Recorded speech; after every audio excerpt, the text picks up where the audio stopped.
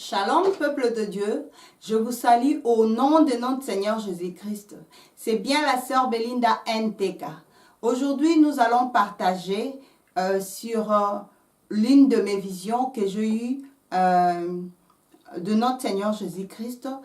Mais là-dessus, j'ai mis un thème on va intituler « Qui es-tu » On va partager ces visions et ce thème pour savoir qui nous sommes en fait devant Dieu et devant les hommes de ce monde. Mais avant toute chose, nous allons rendre grâce à notre Seigneur Jésus-Christ. Amen. Éternel Dieu de gloire, nous te bénissons. Nous te rendons grâce car il n'y a que toi, Seigneur Jésus-Christ, qui est digne de recevoir l'honneur, la gloire, la puissance, la force. Papa, nous te bénissons parce que nous savons que tu es notre Dieu. Merci pour tous tes bienfaits. Nous recommandons ces moments entre tes mains. Parle-nous, inspire-nous à travers ta parole. Au nom puissant de Jésus-Christ. Amen. Amen. Je vais d'abord commencer par la vision. Ma vision ça s'est passé il y a de cela 2 mois. Un jour, j'étais en train de faire mes activités, que je fais d'ailleurs tous les jours. Il s'est passé quelque chose qui ne m'avait pas plu du tout. Je n'ai pas aimé. Mais comme je n'ai pas aimé, comme je parle souvent l'habitude de parler ou de me défendre, je me suis exclamée moi-même en disant « Seigneur, jusqu'à quand? Jusqu'à quand je veux vivre comme une esclave ?» Ce n'était pas la première fois que je prononce ces paroles. À chaque fois que j'avais des soucis ou à chaque fois que j'avais des difficultés, je prononçais souvent ces paroles. Je m'interrogeais comme ça, je disais, pourquoi je veux vivre comme une esclave si je suis une princesse, Seigneur, jusqu'à quand? Et ces jours-là, comme tout autre jour, je prononçais ces paroles. Après, la journée est finie, j'ai oublié même que j'avais prononcé ces paroles. Et le soir arrivé, je suis allée dans mon lit, je priais, ensuite je suis allée me coucher. Mais la nuit, je n'avais pas sommeil, je n'avais pas du tout sommeil. Donc, je tournais dans le lit, je n'avais pas sommeil. Mais d'un coup, je sentis comme si la lumière s'est allumée en moi. J'avais des yeux fermés, mais je commençais à voir comme si j'avais les yeux ouverts. Et d'un coup, mes yeux étaient fixés sur mon plafond. Et je regardais le plafond, directement, je vis comme si quelqu'un a roulé le plafond. Donc, quelques minutes seulement, le plafond s'est déplacé lentement. Ça s'est déplacé lentement, comme si quelqu'un le roulait, comme on roule une dalle, lentement. Et le plafond s'est enlevé. Et quand le plafond s'est enlevé, j'ai directement vu le ciel. Je vis le ciel, mais pas comme on a l'habitude de voir le ciel. Là, j'avais vu le ciel était divisé en 3 parties. La première partie, c'était la partie que nous voyons, nous. Et la deuxième partie était tellement beau, c'était en forme de, comment dirais-je, de barbe à papa. C'était fondant, doux. Je ne sais pas vraiment comment vous l'expliquer, mais c'était beau à voir, le deuxième ciel. Après, je vis, il y avait un autre ciel, le 3e ciel. Le 3e ciel aussi était tellement beau. Mais ce qui m'a plus saturé sur le 3e ciel, je vis, il y avait un trône là-dessus. Il y avait un trône énorme qui était là-dessus. Et le trône était en train de briller. Je ne sais pas comment vous l'expliquer en fait. Mais je savais que c'était un trône, ça brillait. Je voyais un peu de l'or, quelque chose qui brillait, qui frappait fort. Mais là-dessus, il y avait la silhouette d'un homme. Je voyais la silhouette. Je ne peux pas vous dire que je vis vraiment la personne qui était assise, non. Je vis la silhouette de la personne. Je savais qu'il y avait quelqu'un qui était assis sur le trône et qui brillait tellement que on ne pouvait pas le fixer. Et je me suis j'ai fixé directement les choses qui étaient tout autour. Tout autour, il y avait aussi des silhouettes. Mais cette fois-là, c'était pas les silhouettes humaines, comme nous le voyons. Dirais-je, comme des anges. C'était des silhouettes, je ne sais pas comment vous expliquer. Avec des ailes, je ne sais pas comment vous expliquer, mais c'était beau à voir. Et j'étais là en train de contempler toutes ces choses. Je ne savais pas ce qui m'arrivait. Je disais, Seigneur, qu'est-ce que je suis en train de voir? Qu'est-ce que je suis en train de voir? C'était tellement beau que je voulais profiter, voir chaque coin, chaque chose qui s'est passée. Mais d'un coup, la personne qui était assise sur le trône m'a appelé d'une voix forte avec autorité. Mais dedans, j'ai ressenti l'autorité, oui, mais il y avait aussi l'amour qui jaillissait de ce voix-là. Il m'a appelé en disant Belinda, avec force. Et là où j'étais, j'ai sursauté et j'ai refixé mon regard vers le trône. Il m'a dit, écoute-moi bien. Écoute-moi très bien. Ne redis plus jamais que tu es esclave. Car tu es esclave de personne. Moi, je payais un grand prix pour te sauver. Donc, tu n'es pas esclave ni de ton mari, ni de gens qui t'entourent. Tu es esclave de personne. Je payais le prix qu'il fallait pour que toi, tu sois affranchi. Après avoir dit cela, il a rajouté, il m'a dit, pour moi, tu es une princesse. Et quand il a dit ça, d'un coup, comme s'il avait tendu la main, je vis comme s'il avait tendu la main, et d'un coup, je me suis retrouvée là-haut. Et là où je me suis retrouvée, il y avait un petit trône, je dirais, parce que le trône de Dieu était tellement énorme. Mais il m'a fait asseoir sur un trône.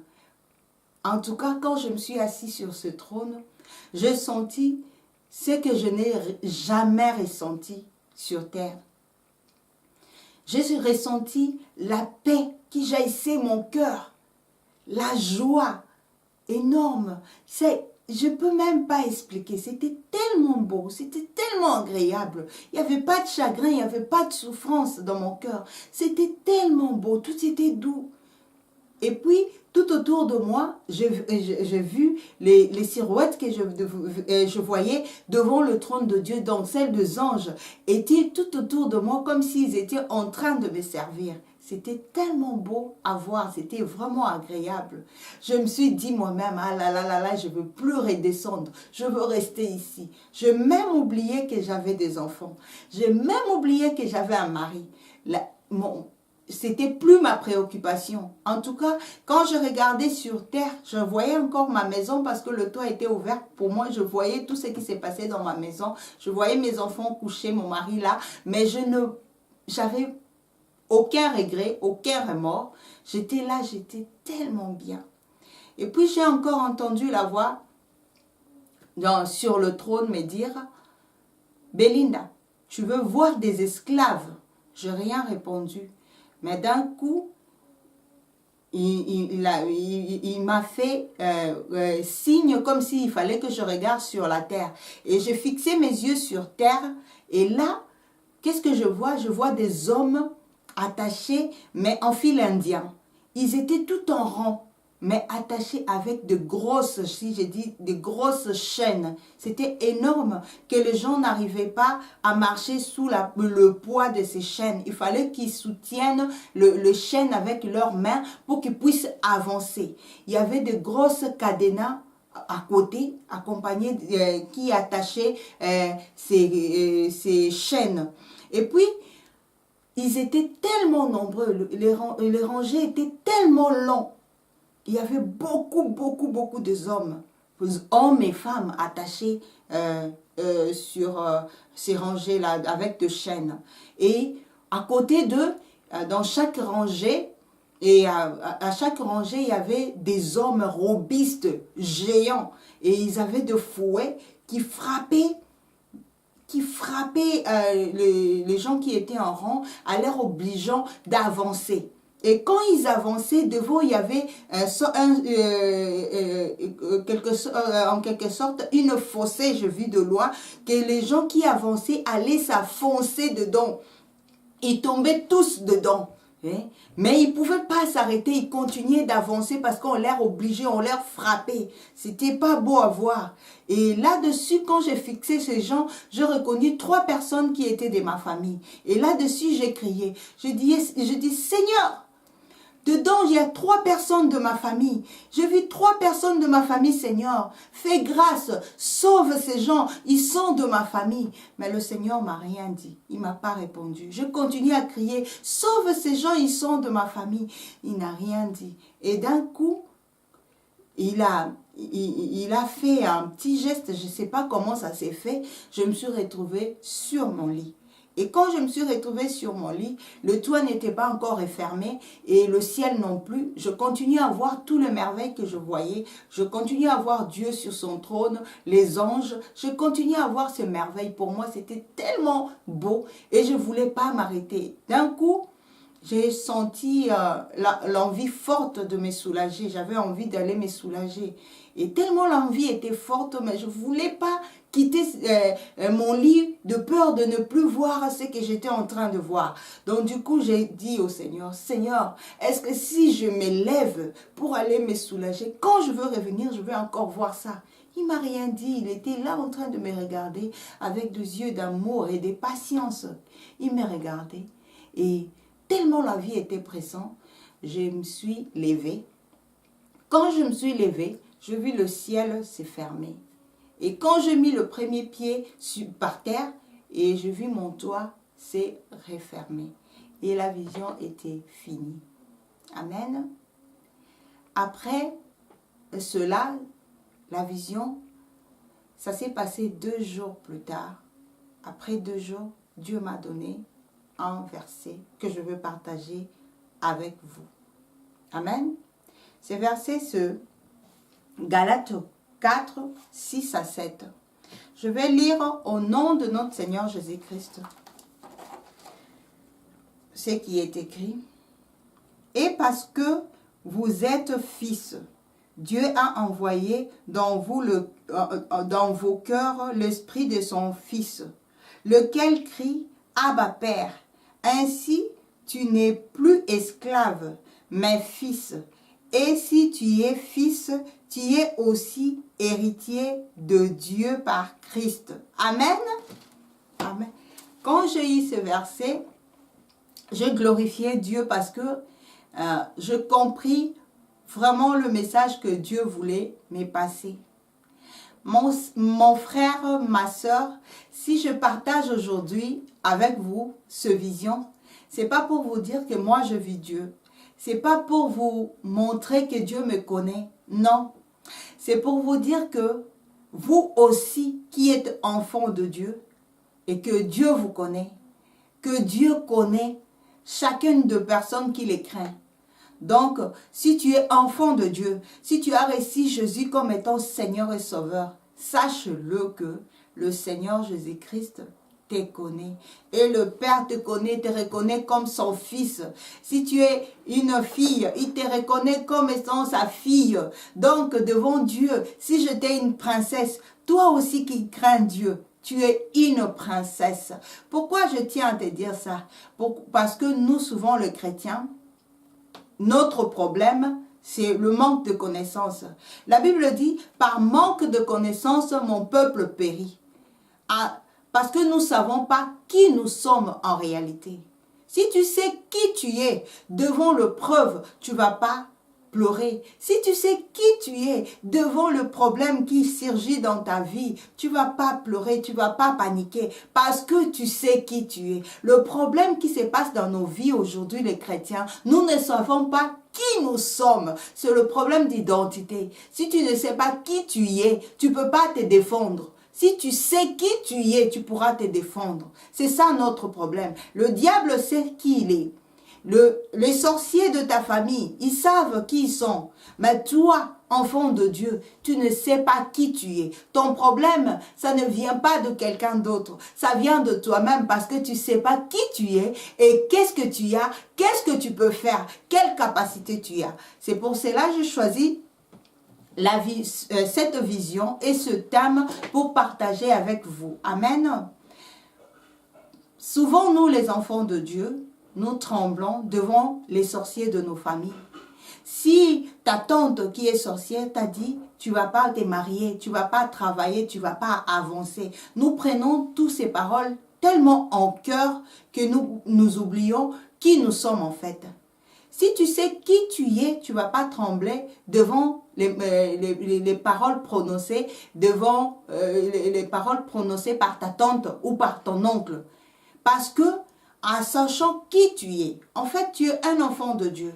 Tu as la nature de Dieu en toi. Si Dieu avait le pouvoir de créer par la parole, il t'a donné ce pouvoir-là. Quand Jésus est parti, il nous a dit, il ne nous a pas laissés seuls. Il nous a donné son esprit. Donc tu as Jésus en toi. Si Jésus avait la capacité de créer par la parole, s'il avait la capacité de ressusciter une personne par la parole, toi aussi, enfant de Dieu, tu as cette capacité, tu as cette nature-là d'enfant de Dieu. C'est pourquoi David, j'aime bien l'histoire de David devant Goliath.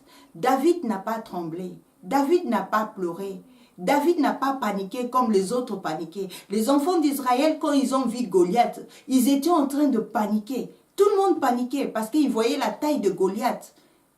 Personne ne voulait se mesurer à lui parce qu'il était un géant. Tout le monde avait peur. Il faisait impression, tout le monde avait peur de lui. Mais David, sachant qui il était et qui il n'avait pas peur. Parce que même si Goliath était un géant, mais il savait que lui, il avait un Dieu tout-puissant qui pouvait faire tomber Goliath même par un clin d'œil. Donc du coup, le problème qui se pose aujourd'hui dans nos vies, c'est qui nous sommes. Ton identité. Tant que tu ne connais pas ton identité, tu vas trembler devant le démon, tu vas trembler devant les sorciers de ta famille, tu vas trembler devant les malédictions prononcées sur toi. Or, les sorciers de ta famille, or, les magiciens n'ont rien contre toi, ils peuvent rien contre toi. Pourquoi? Ils n'ont pas la capacité de te maudire. Ils n'ont pas la capacité de te maudire, car Jésus avait tout accompli sur la croix. Le pouvoir que le diable avait dans ta vie avant que tu connaisses Jésus-Christ.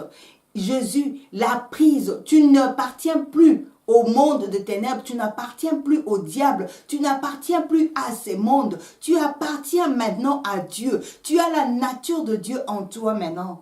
Que tu es enfant de Dieu. Maintenant, les gens qui te maudissaient avant, maintenant toi tu as la capacité parce que c'est toi. Au lieu d'avoir peur d'un sorcier, c'est le sorcier qui doit avoir peur de toi. Parce que lui, il peut te maudire. S'il parle contre toi, tu as un Dieu qui change la malédiction en bénédiction. Et c'est lui qui combat un enfant de Dieu. C'est comme s'il combattait Dieu. Donc dès qu'il te maudit, pour toi, c'est devenu une bénédiction. Mais si toi, tu le maudis, qui va changer ce que Dieu a dit? Personne ne peut changer ce que tu as dit. La Bible dit, il nous a donné l'autorité sur toutes choses. Il a dit, je bénirai celui que vous bénirez. Je maudirai celui que vous maudirez, celui que vous maudirez. Donc du coup, tu as le pouvoir, toi, dans ta bouche, de maudire et de bénir. Donc si quelqu'un a quelque chose à craindre, c'est le sorcier de ta famille qui doit te craindre. Parce que toi, tu as le pouvoir qui est au-dessus de tout pouvoir. Tu as le pouvoir de transformer la vie d'une personne. Tu as le pouvoir de dire des choses et ça s'accomplit. Pourquoi? Tu as le Dieu qui appelle à l'existence ce qui n'existe pas. Ce qui est arrivé au temps de David, eh bien, ça peut encore arriver aujourd'hui. Pourquoi? Si tu crois que ton Dieu est tout-puissant, si tu crois que tu es de la race de Zélie, si tu crois que tu es le prince ou princesse héritier du trône de Dieu, ma soeur, mon frère, tu auras l'assurance devant le sorcier de ta famille. Tu auras l'assurance devant le problème qui vient à toi. Tu pourras surmonter tous ces problèmes en sachant que tu es un Dieu. Parce que tu as Dieu en toi. Amen. David, s'il a pu gagner dans cette bataille, gagner Goliath, parce qu'il avait l'assurance. Il croyait que malgré sa petite taille, malgré qu'il ne savait pas manier l'épée, il savait que c'était pas mon combat, c'était pas moi qui combattais, c'était Dieu qui combat en moi. Donc, Goliath voyait David comme étant un enfant. il le voyait comme étant rien du tout, parce qu'il ne savait même pas manier le l'épée. Il ne faisait pas peur à Goliath. Goliath n'avait pas peur de lui. Mais c'est que Goliath ne savait pas. À travers la petite taille de David, il y avait un grand géant qui était plus que lui derrière David. C'est que Goliath n'avait pas compris que David avait un Dieu tout-puissant. Et lui, il avait un Dieu qui ne bouge pas, qui ne marche pas. Donc le Dieu de David était le Dieu de victoire. Donc si tu marches avec l'assurance, si tu marches avec la conviction que ton Dieu est capable, ma soeur, mon frère, tout ce que tu voyais impossible là, parce qu'aujourd'hui, enfants de Dieu, nous avons un souci. Il y a des choses qui arrivent dans notre vie, des fois nous pouvons prier nous-mêmes, mais non, il faut qu'on y aille chercher un serviteur de Dieu. Quand tu vois ça va mal, on dit, ah, je vais aller chercher un serviteur de Dieu. Ah, je vais aller chercher un serviteur de Dieu pour prier pour moi. Or, le même esprit que le serviteur de Dieu a reçu, tu l'as reçu aussi. Si le Saint-Esprit est sur lui, il est aussi sur toi, car on est au temps de grâce. Dieu a fait grâce à tout le monde. Tu as l'Esprit, il suffit seulement de recevoir Jésus comme étant Seigneur et Sauveur. Tu as la même capacité d'appeler à l'existence ce qui n'existe pas, de faire marcher les paralytiques, même d'ouvrir les yeux des aveugles. Il suffit d'y croire. Tu verras la gloire de Dieu. Amen. C'est ça le souci qui se pose dans nos vies aujourd'hui. Je me souviens une fois aussi, il n'y a pas longtemps, après la vision, il y a eu un certain temps, j'avais vraiment de maux de tête très fortes qui ne passaient pas. Donc je pris des cachets. Je suis allée même voir le médecin. Ça ne passait pas. On m'a fait passer les scanners pour voir en fait qu'est-ce qui s'est passé dans ma tête. Il n'y avait rien, mais j'avais tellement mal à la tête, ça ne passait pas. Ils m'ont donné des cachets, ça ne passait pas. Un jour, j'étais assise tranquillement et les maux de tête, tellement que ça perçait, ça me faisait tellement mal. Et je commençais à prier d'un coup. J'ai dit, Seigneur, enlève-moi ces maux de tête. Ma prière à chaque fois était comme ça. Seigneur, enlève-moi ces maux de tête, s'il te plaît, Seigneur. Guéris-moi de ces maux de tête. Mais ces jours-là, j'ai entendu la voix me dire, mais Belinda, pourquoi tu m'appelles au secours? Pourquoi tu me dis de t'enlever le mot de tête? Mais et l'autorité que je t'ai donnée? Directement, je me suis levée de ma chaise. Je commençais à prendre autorité. Je n'ai pas prononcé beaucoup de mots, mais j'ai dit seulement au nom de Jésus-Christ, mot de tête, quitte ma tête. Et je vous dis, mes frères et sœurs, c'était un miracle. Ça s'est passé d'un coup. J'avais plus mal à la tête. J'étais guérie. Et de là, j'ai compris quelque chose. J'ai dit, ben, à chaque fois que nous prions, Seigneur, sauve-moi. Seigneur, sauve-moi. Nous faisons exactement comme les apôtres. Quand ils étaient dans le barque avec Jésus et quand il y avait de la tempête qui bougeait le barque et le vent qui bougeait le barque. Et ils ont crié vers Jésus, Seigneur, Seigneur, sauve-nous. Nous allons périr.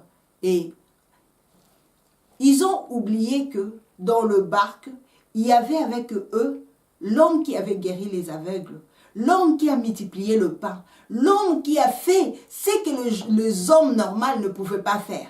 Ils ont oublié qu'il y avait un Dieu avec eux. Ils ont commencé à crier. C'est ce qui se passe dans notre vie. Souvent, nous oublions que Jésus est en nous. Parce que Jésus n'habite plus dans des temples faits par le main des hommes. Maintenant, Jésus habite dans nos cœurs. Il est en nous. C'est pourquoi l'apôtre Paul a dit, ce n'est plus moi qui vis, mais c'est le Christ qui vit en moi. Donc Jésus en nous, c'est l'espérance de la gloire. Jésus en nous, nous sommes plus que vainqueurs. C'est ça que nous oublions. Jésus n'était pas loin. Jésus était dans le barque. Jésus est dans ta vie. Toi qui cries, tu es en train de prier tout le temps, en chassant les démons, en coupant le lien de ta famille. ça ne s'arrête pas, tu continues à couper, tu es encore sous la malédiction dans le lit. Pourquoi? Tu n'as pas encore compris qui tu es. Le jour que tu vas comprendre qui tu es, tu vas voir que la malédiction n'a pas d'effet sur toi. La malédiction n'a pas d'effet sur toi. Comment tu peux maudire quelqu'un qui est maudissable? On ne peut pas te maudire. Qui peut maudire? Je me souviens d'une histoire encore, j'aime bien, l'histoire de Mardochée. Mardochée, il était combattu par Haman. Hein? Je sais que nous tous, nous avons lu cette histoire, c'est dans Esther. Mais Mardochée était tellement combattu par cet homme-là. Il voulait la mort de Mardochée, Haman. Et il a même préparé la corde pour que Mardochée soit pendu. Mais vous savez ce qui est arrivé?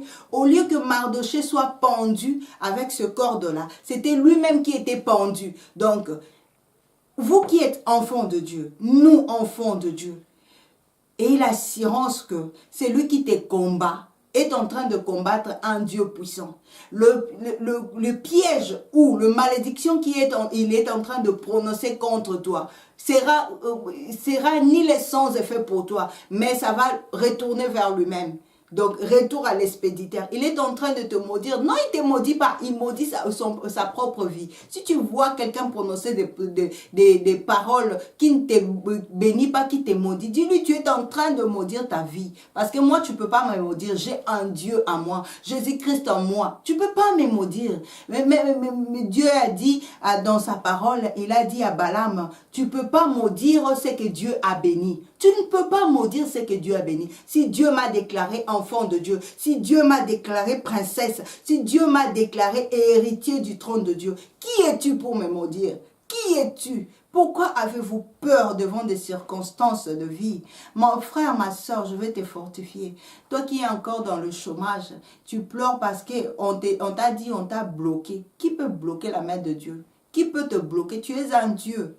Il suffit d'y croire, il suffit de prononcer des paroles. Tu peux changer, l'impossible peut devenir possible. Tu as la force, tu as le pouvoir de dire des choses et cela arrive. Élie, l'homme de la même nature que toi, un jour, il a dit à la pluie, il a retenu la pluie, il a dit, il va plus pleuvoir pendant 3 ans et demi. Et cela est arrivé. C'est un homme comme toi, de la même nature que toi. Hein? Pourquoi? Il avait compris qu'il avait Dieu en lui. Il avait compris. Il n'y a pas d'impossibilité. Qui peut arrêter celui qui est avec Dieu? Personne. Personne. Ma soeur, toi qui pleures parce que tu n'arrives pas à avoir d'enfant, je vais te dire quelque chose. Je vais te dire quelque chose pour t'encourager. Il suffit d'y croire. Tu verras la gloire de Dieu. Il suffit d'y croire. Prononce de bonnes choses. Commence à croire. Tu verras la main de Dieu. Parce que personne ne peut te maudire. Personne ne peut arrêter la main de Dieu à opérer dans ta vie. Commence à croire, tu verras la main de Dieu. Car je sais une chose, une femme pleurait dans la Bible. Hein? Une femme pleurait, nous les connaissons tous. Hein? Marthe, il est venu auprès de Jésus pour dire, Seigneur, Seigneur, si tu as été là, c'est dans Jean 11, si tu as été là, Seigneur, mon frère ne serait pas mort. Et Jésus les a regardés et a dit, oh Marthe, Marthe, ne t'ai-je pas dit, si tu crois, tu verras la gloire de Dieu. Hein? Tu es en train de pleurer. Tu dis, si tu as été là. Mais la personne que tu es en train de dire, si tu as été là, est déjà là. Mais tu continues à pleurer. Il est déjà là, ton sauveur. Il est déjà dans ta vie. Il peut maintenant agir. Ne regarde pas ce qui s'est passé. L'échec d'hier, c'était hier. Aujourd'hui, Jésus est dans ta vie. L'échec n'est plus échec. Car tu as un Dieu maintenant qui transforme l'échec en réussite. Ce n'est plus le temps de pleurer. Ce n'est plus le temps de pleurer. C'est pourquoi Jésus avait dit, si vous avez seulement la foi comme un grain de séphar, et si vous avez seulement la foi, il n'a pas dit, il n'a pas mesuré, il n'a pas dit de cette taille-là, mais seulement de cette taille-là, la toute petite graine-là. Si seulement ta foi était comme ça, tu verras la gloire de Dieu. Vous pouvez dire aux montagnes, sors d'ici et va là-bas, ça va s'accomplir. Pourquoi ça ne s'accomplit pas? Parce que nous ne croyons pas. Parce que nous pleurons, même si Jésus est déjà dans notre barque, nous continuons à pleurer. à pleurer. Des fois, le diable s'étonne. Des fois, les sorciers même s'étonnent. Dans leur cœur, ils ont peur de nous. Ils ont peur. Ils disent, hé, cette personne-là, elle est dangereuse. Cette personne-là, elle est dangereuse. Mais toi-même, tu ne sais pas que tu es dangereux. Quand les sorciers s'approchent, tu as peur. Mais les sorciers s'étonnent de fois et disent, elle ne sait pas qui elle est, on va profiter. C'est comme si tu as des armes en main, tu es en train de se battre avec avec quelqu'un qui a un revolver qui n'est pas chargé. Mais toi, tu as des obus, tu as des bombes, tu as tout ce qu'il faut, tu es bien armé. Mais dès que la personne là, de loin, tu le vois même pas, il dit, allô, mais tu jettes tout et tu t'enfuis. C'est comme ça, nous les chrétiens, nous nous comportons devant le diable. Or, le combat était déjà fini. Le diable sait que il avait déjà perdu parce que sur la croix, Jésus avait déjà tout accompli. Il nous avait déjà fait de vainqueurs. Donc nous marchons en victoire et en victoire parce que Jésus avait déjà vaincu. Tant que Jésus est en nous, nous sommes plus que vainqueurs. Nous sommes la tête, non la queue. Nous sommes plus que les vainqueurs. C'est comme on voit comment dire... les fils de courant là, comment on appelle ça, qui a l'intensité là, hein? On ne peut pas aller toucher ça, les fils de courant là qu'on a écrit danger de mort. Quand vous promenez là, surtout en Afrique, il y a des fils partout là qui en a écrit dangereux, ne touchez pas. Ces fils là, si vous le touchez, vous vous condamnez vous-même à mourir. Parce que c'est la haute tension, voilà, on appelle ça courant haute tension. Tu ne peux pas le toucher. C'est comme ça que tu es devant le diable. Tu es le courant haute tension. Ils ne peuvent pas te toucher. Ils ne peuvent pas te toucher. Le diable sait qu'ils ne peuvent pas te toucher. Mais toi-même, tu sais pas que le diable ne peut pas te toucher. C'est pourquoi les malédictions prononcées dans ta famille, ça continue à agir dans ta vie. Pourquoi? Parce que tu crois encore à ça. Tu crois que ma tante m'a dit ça, c'est parce que j'avance pas. Il m'a dit ça, ça m'a bloqué. Comme tu es en train de croire ce que ta tante t'a dit, c'est pourquoi ça fonctionne. Parce que tout fonctionne selon la foi. Si tu crois, bien la Bible le dit, si tu crois, tu verras la gloire de Dieu. Exactement, si tu crois que le diable est plus fort que toi, il devient plus fort que toi. Si tu crois que tu es avec celui qui est le tout-puissant, donc personne ne peut te toucher, personne ne peut te nuire, tu auras aussi la victoire. Tu marcheras aussi des succès en succès. Pourquoi? Parce que tu es en train de croire que le Seigneur Jésus est en train d'agir dans ta vie. Mon frère, ma soeur, commence à croire aujourd'hui. Commence à te comporter aujourd'hui comme une princesse. Aujourd'hui, je voulais seulement partager avec vous ça pour vous dire que vous n'êtes pas n'importe qui. Ne pleurez plus. Ne pleurez plus. Commencez à vous comporter comme de vainqueurs. Vous allez voir la victoire. Commencez à vous comporter comme tu veux. Tu veux devenir quoi? Tu veux faire quoi? Pense à ça et pense à la réussite. Tu verras la gloire de Dieu. Que Dieu vous bénisse. Amen.